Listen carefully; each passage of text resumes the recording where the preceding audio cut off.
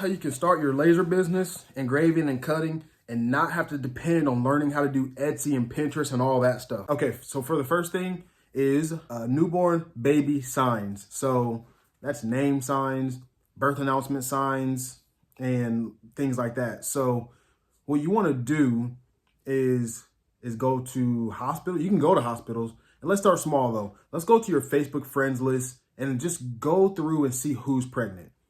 And then just think about who you know through your contacts and then your own little circle there. Who's pregnant? Who do you know that's pregnant right now?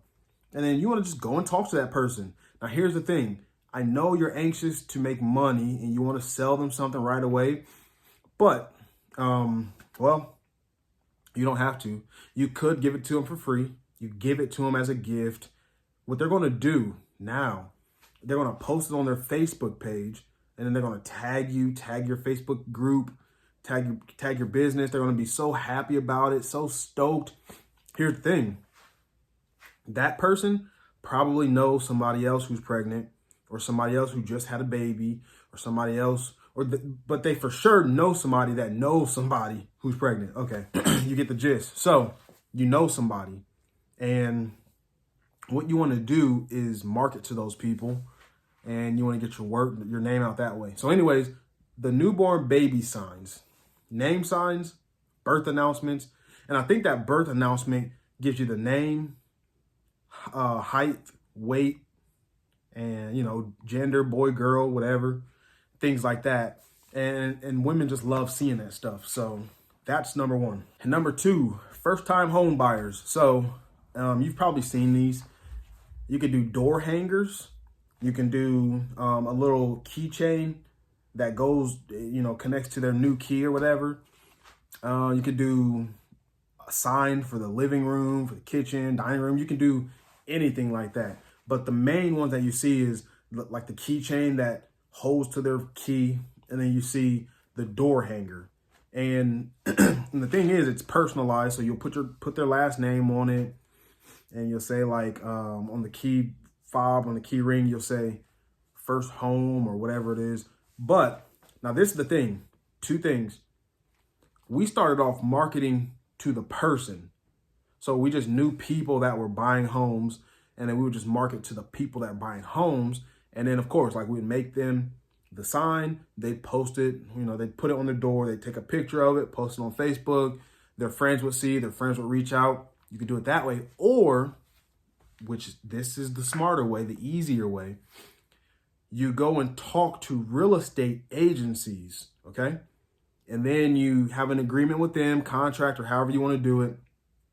They have 20 real estate agents or whatever.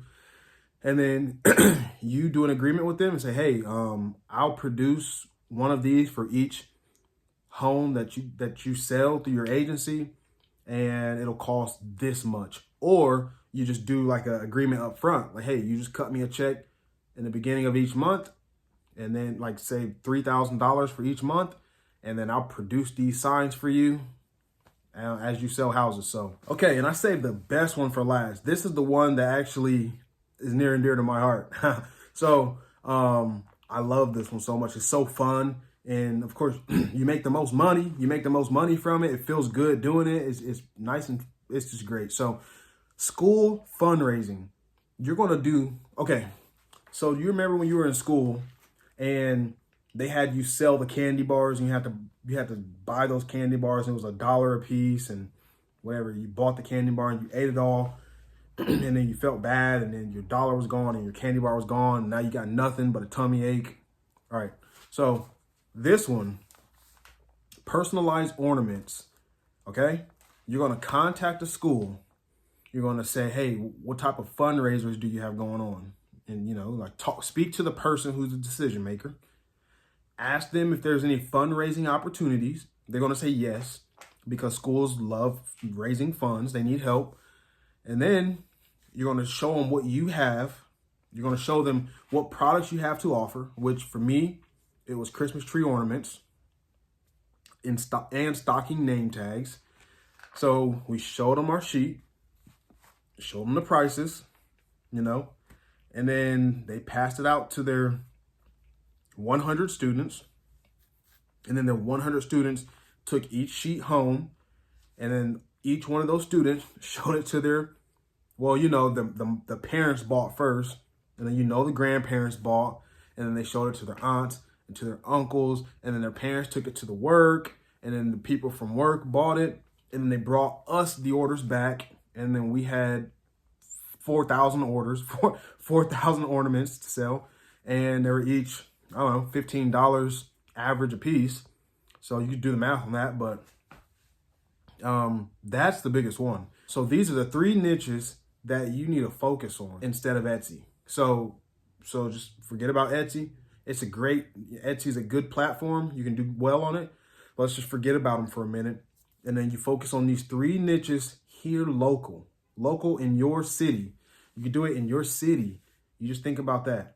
And then you can make a bunch of money, and then you can quit your 9 to 5. Yeah, so the school fundraiser, that was the biggest success that we've had so far. I highly recommend you do that. And I know it's going to be hard to go and cold call these schools and do things like that, because a lot of people, they just don't do that type of thing. But I have a lot of experience doing it, and I can help you do it. So if you have any questions, concerns, if you need any help, just comment below, and I'd be happy to help you. So just like and subscribe.